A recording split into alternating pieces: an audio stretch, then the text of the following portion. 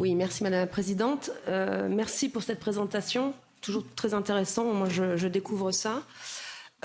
Quelques points de remarque, parce qu'en fait, effectivement, avec ces remarques, ça met en exergue la problématique aujourd'hui et à venir. Donc, ce tableau établit, comme on l'a vu, des comparaisons artificielles, mais aussi utiles.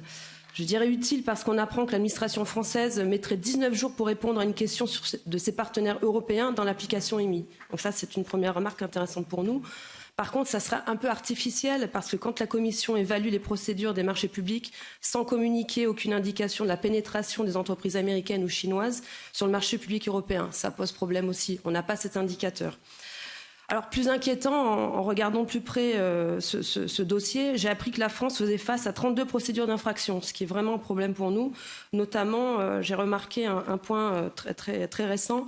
Le 25 juillet 2019, en plein été, la Commission de Bruxelles a mis en demeure la France concernant les cartes de séjour délivrées pour les immigrés extra-européens arrivés au titre du regroupement familial.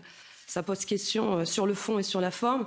Moi, je rappellerai juste que le droit français dispose que ces cartes de séjour doivent avoir une durée de validité limitée si le citoyen à l'initiative du regroupement familial est inactif. Mais effectivement, c'est un point, ça, qui concerne la France et aussi d'autres pays. Un autre point important, vous l'avez soulevé aussi, madame, c'est les problèmes de la fiscalité. Et aussi, vos services soulignent très précisément les sanctions pénales applicables en France aux abus de marché financier ne sont pas conformes à la directive. Je vous cite, la législation française serait insuffisante. C'est un vrai problème, effectivement. Est-ce que c'est un problème du gouvernement français actuel? À voir avec eux. Donc voilà, moi j'ai soulevé ça parce que c'est deux questions aussi qui vous concernent puisque vous l'avez soulevé en conclusion. Donc voici mes remarques pour notre groupe. Je vous remercie, madame.